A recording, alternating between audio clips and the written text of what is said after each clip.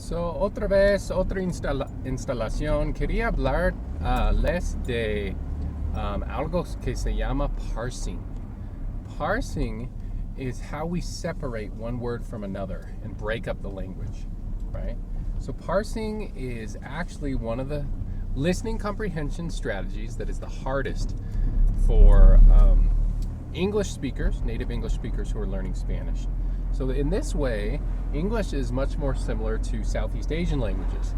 I know those languages seem very difficult in comparison to Spanish, but typically Spanish learners who have their native language as English struggle with parsing, and this is a big element of listening comprehension. So this is exactly why when you are listening to Spanish speakers, you think, oh my goodness, it seems like they are just saying one really long, fast word and they're not taking any breaths, right? That's a parsing issue. That basically means that you're having a difficulty determining where one word ends and the other word begins, okay? And so the reason why this is so difficult for a native English speaker is that English has what's called closed syllables.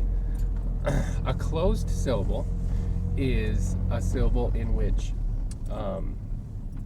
you begin with a consonant and then have a vowel and then end with a consonant.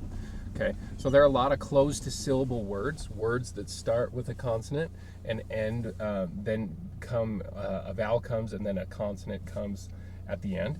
But Spanish is very open syllable oriented.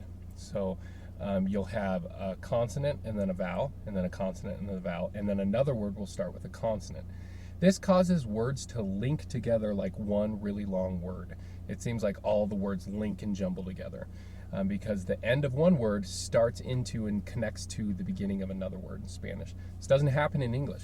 Like a word like book starts with a consonant, ends with a consonant, and creates a good end to each word, a beginning and an end. Spanish has el esposo apto, right? Esposo and apto link together.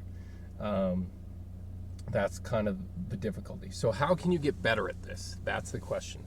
Again, listening to things where you anticipate what word is going to come next.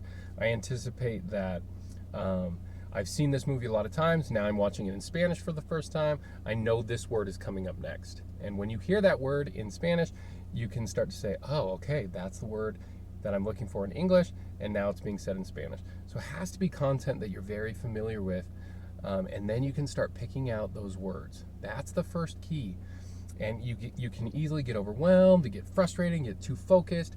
But if you just focus in and say, I'm going to listen for 10 minutes really quickly, and then when those 10 minutes are up, I'm gonna call it good, and I'm gonna come back to it in an hour. Do those short bursts of intensive listening will help you do a lot better. And recognize that this linking effect from one word to the next, sounding like one long word, listen for those consonants and then those vowels, and you'll be able to pick out words. It will take some time, but you'll be able to do it. So parsing, that's the watchword.